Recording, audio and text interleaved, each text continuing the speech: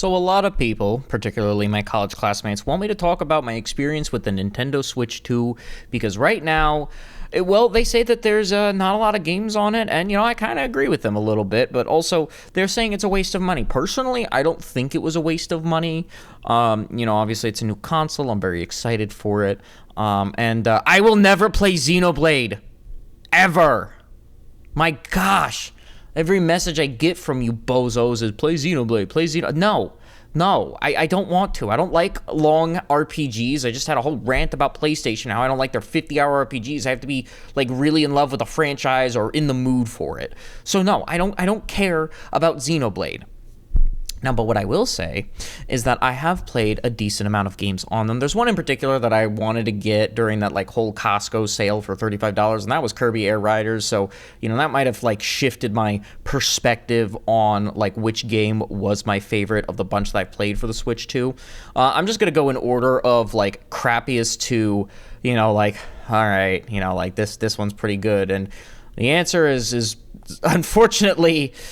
Anyway, let's just talk about it. So first and foremost, Mario Kart World. During its launch, I will admit, I feel like Sonic Cross Worlds did kind of hinder that because it's clearly the better game, right? But I know Mario is more of the family kind of game, and I understand that to a certain extent, but the open world was terrible. Did not like it. I didn't think there was really any merit or what you get stickers that you could barely see on your car. Congratulations, welcome to Spot Pass. It was dead on arrival. So what else was there? Well, there was the costumes and stuff, and Donkey Kong was the first character I unlocked, and I was like, okay, that's weird. Top 8 Mario characters. This Mario, Luigi, Bowser, Donkey Kong. That's the first 4 I go to. Then it goes to Peach and Daisy and all the other guys and Yoshi and whatever. But the game as a whole, I just did not like. I think it was just underbaked. I feel like they got a lot of new staff, and Miyamoto, for whatever reason, wasn't there. And I know a lot of crap for that game would not have flown with him behind the seat, but he was busy with that Mario movie. So. Oh well. But yeah, that was the worst of the worst because that is the first Mario game I've ever traded in a day in my life. I'm not even kidding, by the way. At all. My whole wall has Mario games and Sonic games on them, and I don't really trade in my games, especially with this all digital BS future. So yeah, did not like Mario Kart World. Very sorry. But I did trade it in towards Mario Galaxy 1 plus 2, and it was basically paid off. So I'm okay with that, I guess. But next is the next big disappointment for this console, Metroid Prime 4 Beyond. Oh man, this game, I kind of feel bad digging my heels into this game again, mainly because, well, one, I already made a whole video on this, a whole game review, but, I'm just gonna talk about it again real quick. First and foremost, the writing is terrible. Samus relying on the Federation goes against everything her character stands for. We gave Nintendo crap for that in Metroid Other M, and even then it was all right, she kind of has a little more respect for her commander. These are just randoms. They tried making us care about these millennial Gen Z characters, these random self inserts that I didn't care for.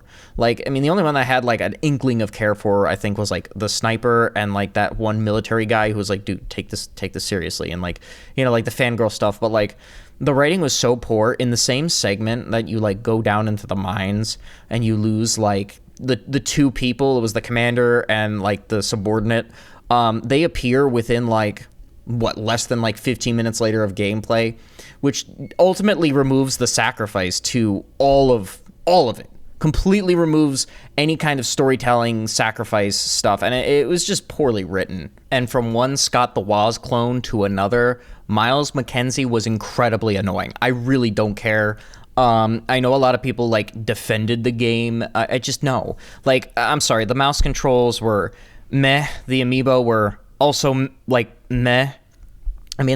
Everyone was complaining about the amiibo support for Metroid 2 Return of Samus on the 3DS and how it, locked the hard mode.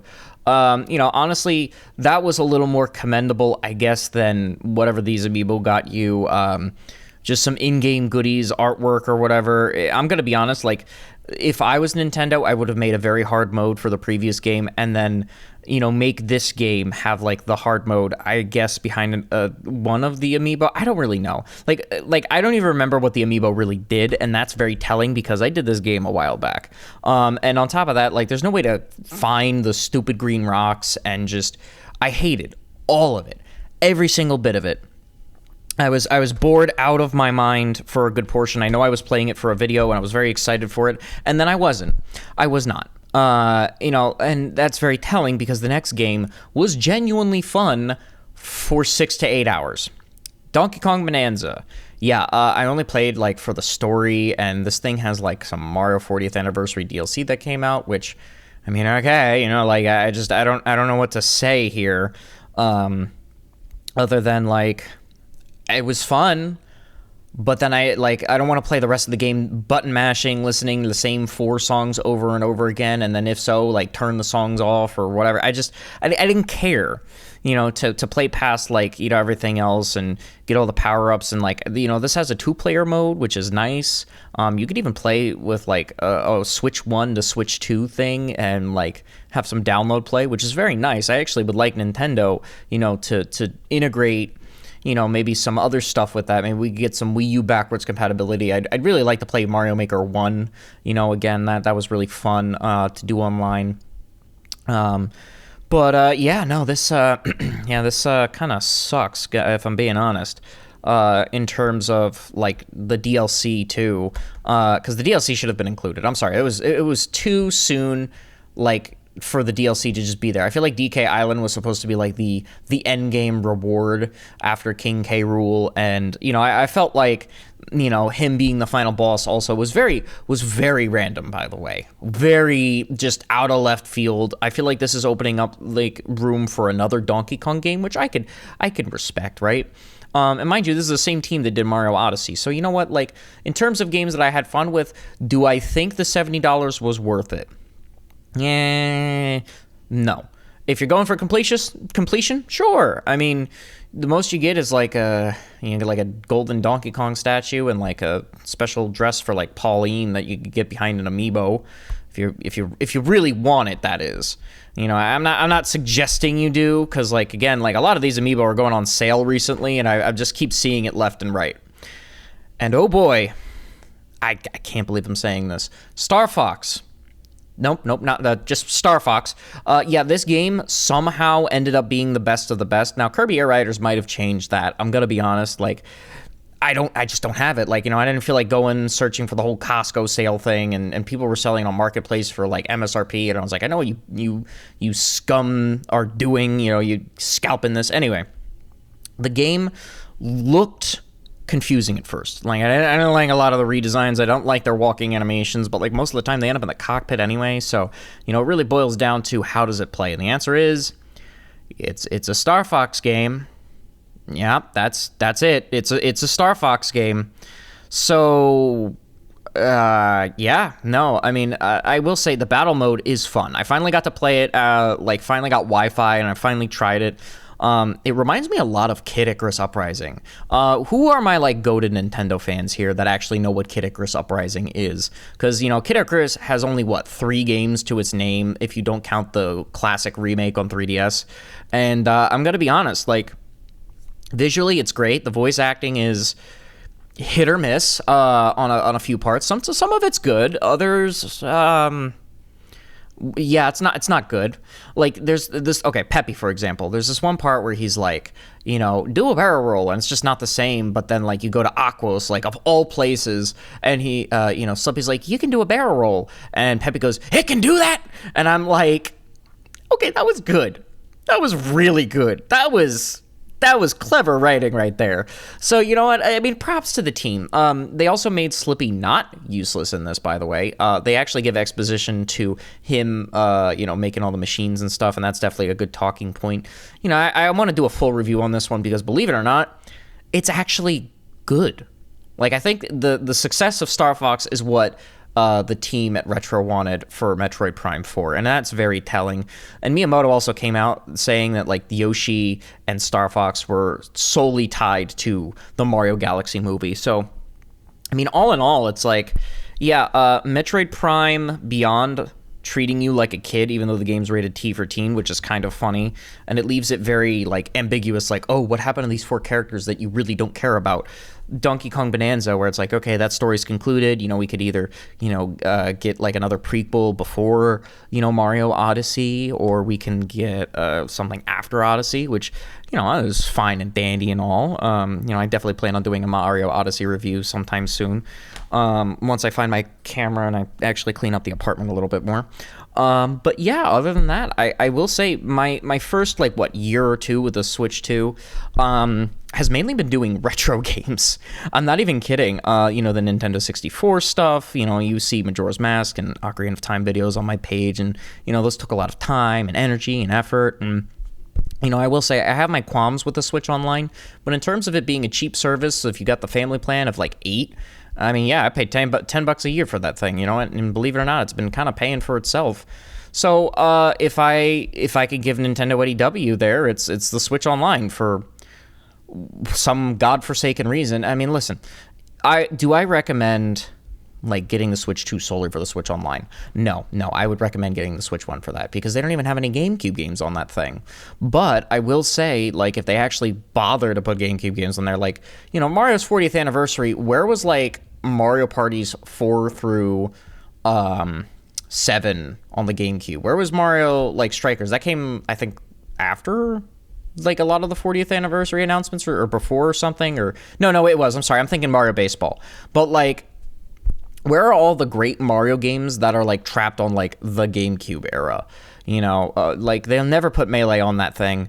And if they do, it's going to be a huge thing, and they're going to be really. I think they're going to shut down so many tournaments if that was the case.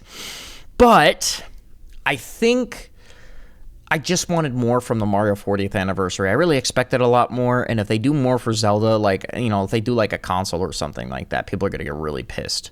I don't think Nintendo has any right to do a special edition console for anything right now, especially with the RAM prices and such. And but I will say, Ocarina of Time's remake, I'm very excited for that. Majora's Mask remake, that was also confirmed. Yeah, I'm also very excited for that.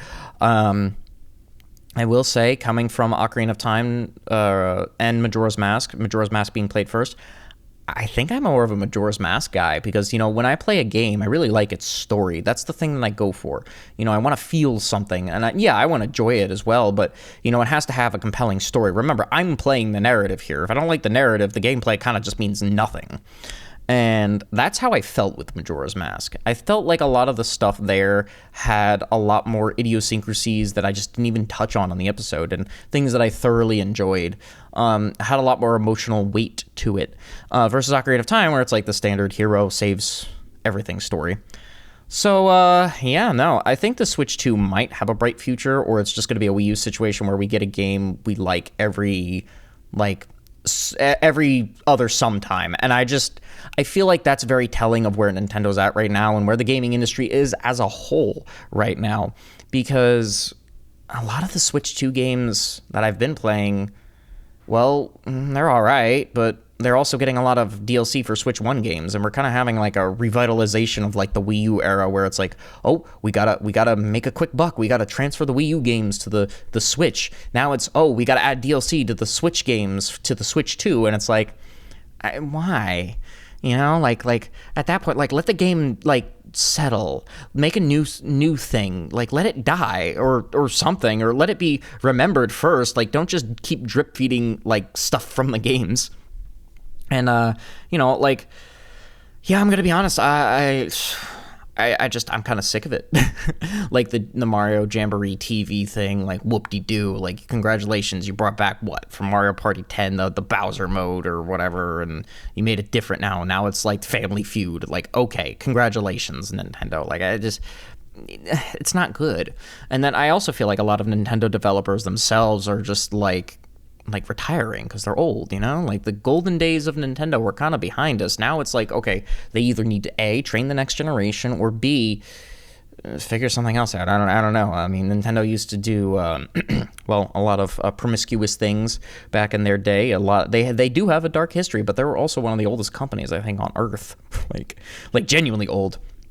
Um, love hotels to rice cookers to toys that they want a Lego. That's the funny part. Nintendo had like a Lego toy thing. Anyone else remember that? Like, I don't know. I'm just saying. But let me know what you guys think. Has my year or whatever, however long I had the Switch 2, it's been so long since I don't even remember anymore.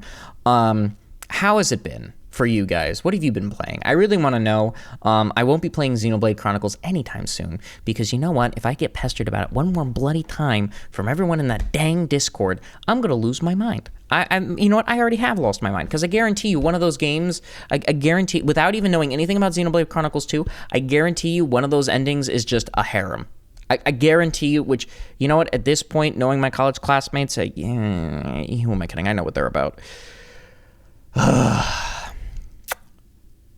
Yeah, no, I hate it here, Grandpa. Okay, anyway, send this to someone who has chicken legs and tell them to go to the gym.